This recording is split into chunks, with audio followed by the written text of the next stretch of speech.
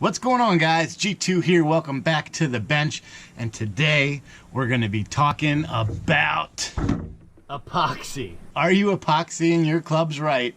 And what can you do to ensure that you don't have a catastrophic failure on the course? Everyone loves to see golf balls flying. No one loves to see golf heads flying. Let's get into the video. Be the right club today.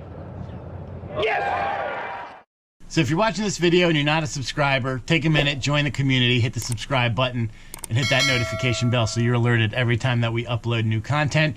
If you're already a current subscriber, then you have probably seen the video that we did when we talked about shafting beads, and you've probably seen the video on the builds that we've done so far. I'll link some here as I continue to talk and show you why you may be epoxying wrong. So, epoxying. Singly, the most important step in building a golf club. I cannot stress that enough, guys. There's so many things that can go wrong if you don't do this right. The most obvious being is you'll end up like this. I got my shaft and I got my club.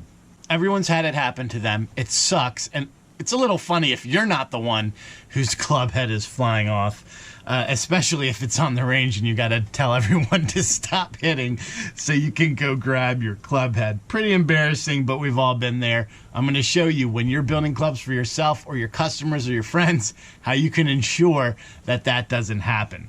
So let's talk about first epoxy. There's really two styles of epoxy that are out there. You have your quick set epoxy, which sets up in 20 minutes. It's for quick fixes.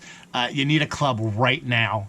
And there is a long cure epoxy, which is what most of us are going to deal with. And honestly, unless you have a quick fix that you absolutely need to take care of, don't mess with the short cure epoxy, the quick epoxy. It's a mess. God forbid you need to take that club head off.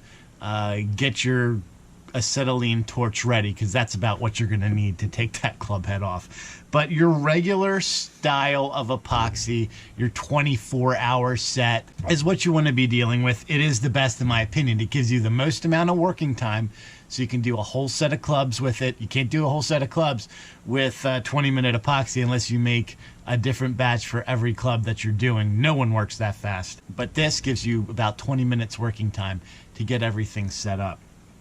The epoxies are typically a 1-to-1 ratio when it comes to volume. So if you're using 1 cc of part A, then you're going to use 1 cc of part B, so forth and so on.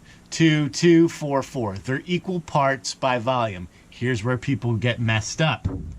One of these is a lot thinner than the other. So typically your resin is a lot more viscous than your actual setting agent. That is going to be a little bit thicker. So if you're one of those people who like to do the line method and you're not familiar with this, it takes some practice to get it right. You'll find that if you're going to do it by line, I'm just going to waste some here for you just to show you. Here is the resin. Look how thin that is. Can you guys see that? It's probably going to start dripping here. You can see that dripping down, right? It's very viscous, which means as soon as it hits whatever you're mixing it on, it's going to start to flatten out. Look at that. It's not going to keep its shape. As opposed to your hardener, when we go to put this on,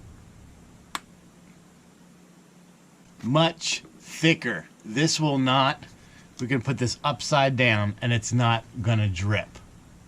It's not gonna move. So if you were looking at this by eye, you would say I've got more resin than hardener, right? You would be wrong, because the resin has started to spread out. You probably have more hardener than resin. Okay, that's why it's very hard to eyeball this unless you've been doing it for a long time. I suggest that you use a scale. Now, there are measuring cups out there that you can use. They look like the little medicine cups. And you can fill 1 ml of resin and then fill the next with the hardener till you get to 2 mLs, and then you know you're perfect by volume. I like to do it by weight. And you'll see here that when we're looking at this mixing ratio, if you're doing it by volume, they're equal parts. So 1 ml part A is the same as 1 ml part B. However, if you're doing it by weight, 1 part A is equal to about 72 part B. So 100 to 72. Pretty easy for you guys to figure this out. You can make sure that you get it absolutely perfect every single time. Again, just make sure that your scale can measure. You're probably going to want to break this down into the smallest amount of measurements that you can, because this stuff is pretty light.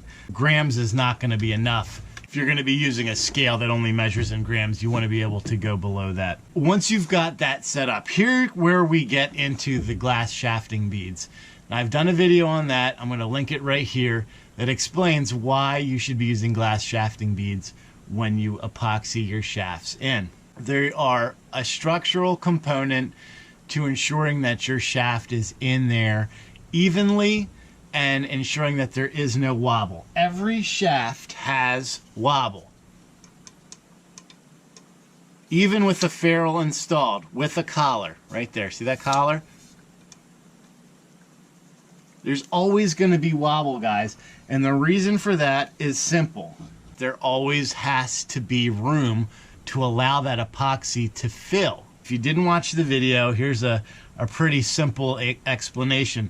What those shafting beads do is they create a nice structural wall to allow your epoxy to work in between them and to ensure that your shaft stays centered inside of the club head, right? That shaft is not going anywhere. If we took those shafting beads out, this club shaft, so to speak, would wobble back and forth.